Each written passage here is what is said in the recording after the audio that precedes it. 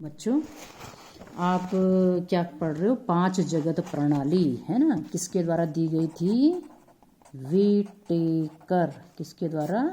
Whittaker के द्वारा। ठीक है। और मैंने कहा था पांच जगत में क्या क्या थे? Monera, Protista, Fungi, Plantae, Animalia. आपके पास अभी कोर्स में केवल तीनों हैं, मोनेरा, प्रोटिस्टा एंड फंजाई। ठीक है। मोनेरा के मैंने लक्षण बताए थे, एक बार फिर से रिपीट कर लो। मोनेरा में एक कोशीय आते हैं, प्रोटिस्टा में भी एक कोशीय आते हैं। मोनेरा में प्रोकैरियोट्स आते हैं जिनमें केंद्रक नहीं होता सेल में। प्रोटिस्टा में यूकैरियोट्स आते हैं जिनमें पूर्ण विकसित केंद्रक पाया जाता है। अन्य कोशिकांग भी पाए जाते हैं। अब आज देखते हैं हम प्रोटिस्टा के क्या प्रमुख लक्षण होते हैं। जैसा कि मैंने कहा, प्रोटिस्टा में किसको रखा था विटेकर ने? प्रोटिस्टा में जो सिंगल सेल्ड हैं, एक कोशीय हैं, यानी यूनिसेलुलर एंड यूकैरियोटिक, यही तो दो है मेन, है ना। इनमें रखा था। तो अब इनके थोड़ा हम लक्षण पढ़ लेते हैं कि क्या क्या इनके और लक्षण होते हैं इनके अलावा। ठीक है, मुख्य लक्षण क्या है? तो अब पहला लक्षण तो यही है, आप साथ साथ लिखते भी रहेंगे ना, कि सभी जीव, समस्त जीव कैसे होते हैं? एक कोशिकीय, यानी यूनिसेलुलर या एक कोशिकीय होते हैं ना। अब क्योंकि यूकैरियोट होते हैं तो जाहिर सी बात है पूर्ण विकसित केंद्रक इनमें पाया जाता है, और सभी सेल ऑर्गेनिल, सेल ऑर्गेनिल मतलब कोशिकांग, मतलब कोशिकांग सभी पाए जाते हैं। कोशिका मतलब जैसे माइटोकॉन्ड्रिया, गोल्जी बॉडी, अंतःपरदेवी जालिका, लाइसोसोम, प्लास्टिड, सब इनमें पाए जाते हैं, है ना। अब सामान्यतः जितने भी ज़्यादातर जो मतलब प्रोटिस्टा के मेंबर होते हैं ये ज़्यादातर पानी में पाए जाते हैं। ऐसे मुख्य लक्षण लिखे जाए पानी में पाए जाते हैं, है ना। और जो फोटोसिंथेटिक होते हैं, प्रकाश संश्लेषी होते हैं, अगर कोई प्रोटिस्टा, तो जाहिर सी बात है वो अपना जो उनमें प्रकाश संश्लेषी हैं तो क्या पाया जाएगा उनमें? क्लोरोप्लास्ट, हरित लवक, है ना। इसके अलावा इस जगत के जो सदस्य होते हैं वो कई प्रकार के सदस्य इसमें होते हैं, एक तरह के नहीं, अलग अलग तरह के होते हैं। भोजन भी स्वयं बनाते हैं। जैसे आपने देखा होगा, देखो ये क्लेमाइडोमोनास है ना, आप पढ़ते होंगे हाई स्कूल में। क्लेमाइडोमोनास एक एल्गी है ना ये। अब आप इनके शैवाल में कहाँ रखा है इसको? प्रोटिस्टा में ही तो रखा है, क्योंकि एक कोशीय है, यूकैरियोट है। तो क्लेमाइडोमोनास को यदि आप देखिए तो ये एक कोशीय है, यूनिसेलुलर है और शैवाल है। तो ये भी पानी में स्वतंत्र रूप से तैरता रहता है। तैरता है तो फ्लैजेला के द्वारा। तो तैरने वाले सिंगल सेल्ड प्लांट हो चाहे एनिमल, उनको प्लांट को क्या कहते हैं? फाइटोप्लैंक्टन। प्लैंक्टन, फाइटोप्लैंक्टन मतलब पादप प्लावक, सिंपल सा है। फाइटो प्लैंक्टन है ना, प्लैंक्टन मतलब जो तैरते हैं, फाइटो माने प्लांट, है ना, फोटोसिंथेसिस से बना है।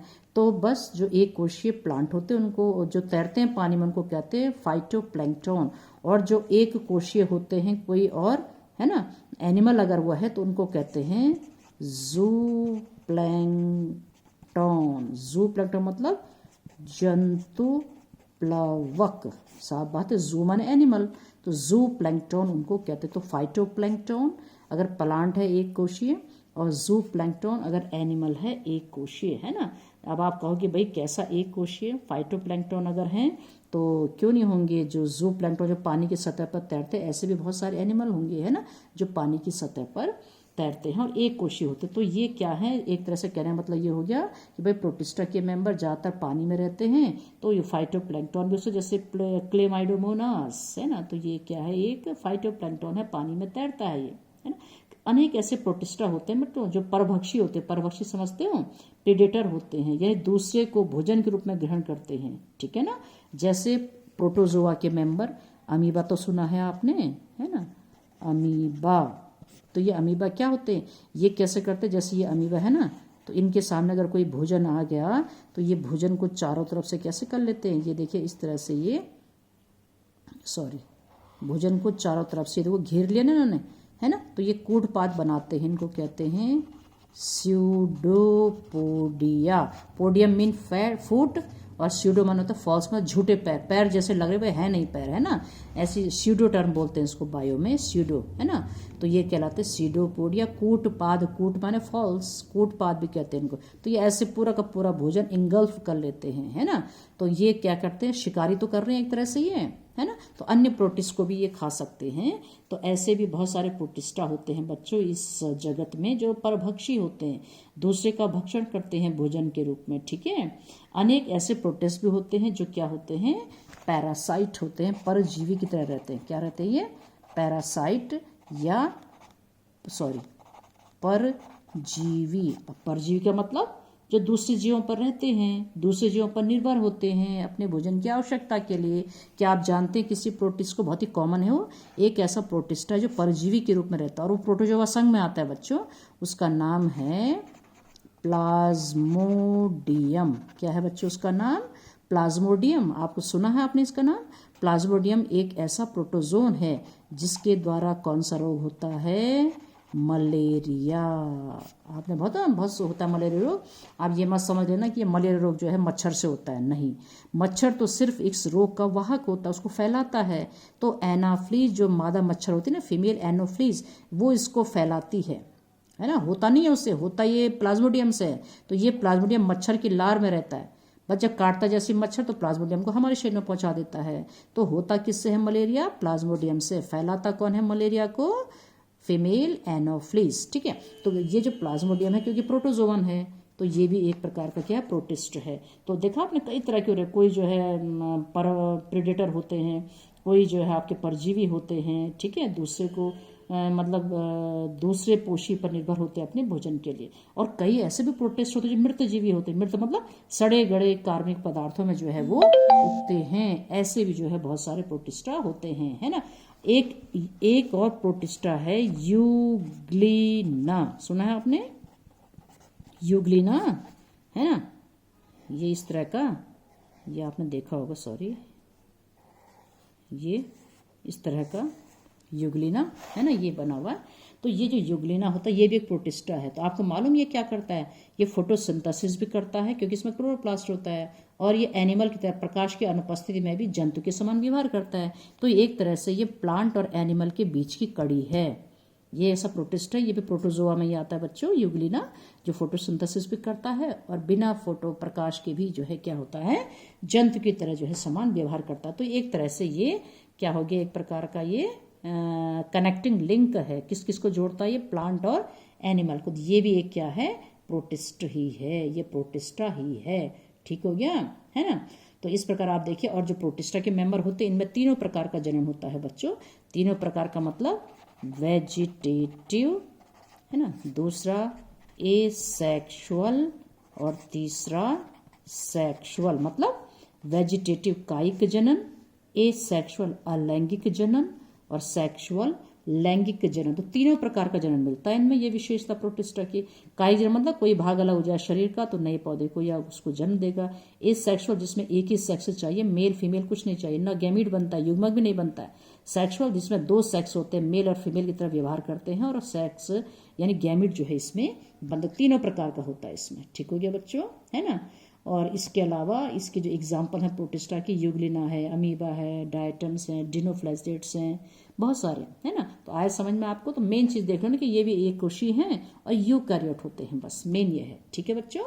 इसके बाद तीसरा जो जगत है वो है आपका क्या है, फंजाई, या फंगी भी कह सकते हो, या कवक, है ना। तो कवक के विषय तो सबको पता है। विटेकर के अनुसार फंजाई में किसको रखा गया, जो यूकैरियोट तो हैं लेकिन ये कार्बनिक पदार्थ से अपना भोजन, स्वयं भोजन नहीं बनाते हैं।